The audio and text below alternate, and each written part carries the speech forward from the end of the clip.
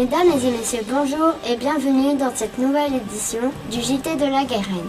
La semaine de la presse et des médias à l'école s'est déroulée dans de nombreux établissements scolaires en France du 23 au 28 mars. Voici le reportage des élèves de la classe.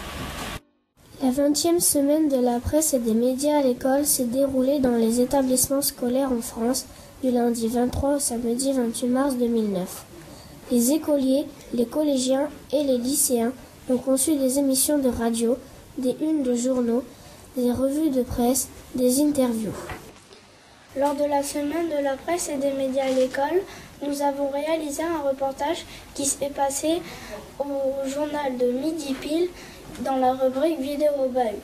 Après, nous avons participé à un chat en direct avec des professionnels journalistes de France 3 Aquitaine.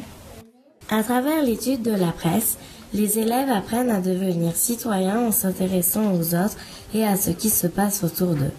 L'apprentissage des médias à l'école permet également de travailler beaucoup de compétences en français et d'apprendre aux élèves à coopérer dans un groupe. C'est qu'en étudiant la presse, vous rejoignez un peu ce que l'école doit apprendre aux jeunes. Et qu'est-ce que doit apprendre l'école aux jeunes? Plein de choses, mais entre autres notamment de savoir lire. Et quand vous travaillez sur la presse, vous êtes amené à lire.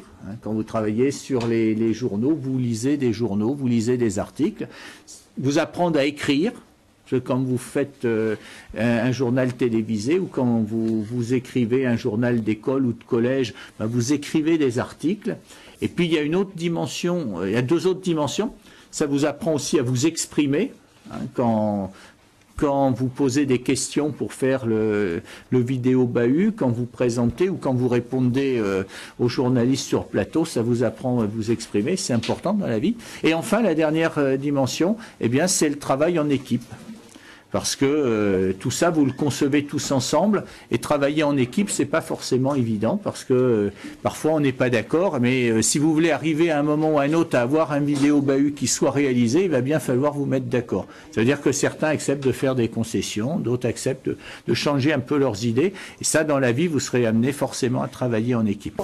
Ce travail a permis aux journalistes en herbe de découvrir qu'il existe de nombreux métiers autour de la presse et des médias, comme le métier de journaliste, preneur de son, caméraman, technicien.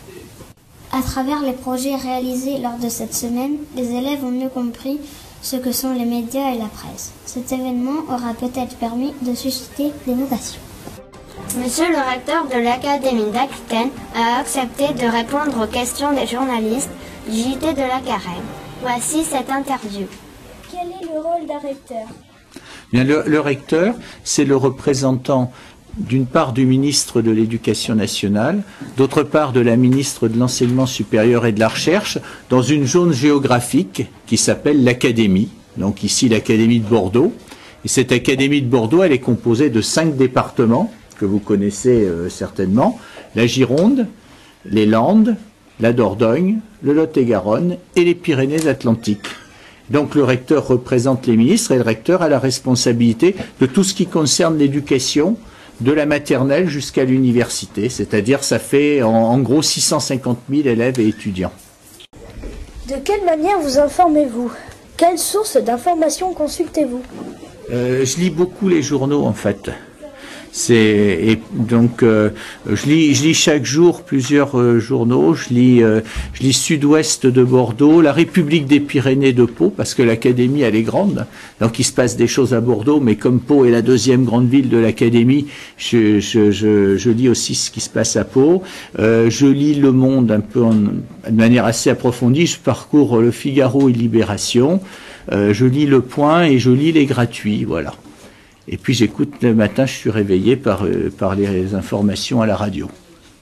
C'est une radio musicale, c'est une petite radio. Merci d'avoir répondu à nos questions. Merci à vous, puis félicitations pour le travail que vous avez fait pour le vidéo bahut, puis bonne chance pour vos nouveaux projets. Merci. Merci pour votre attention et votre fidélité. À bientôt pour une prochaine édition. Bonsoir.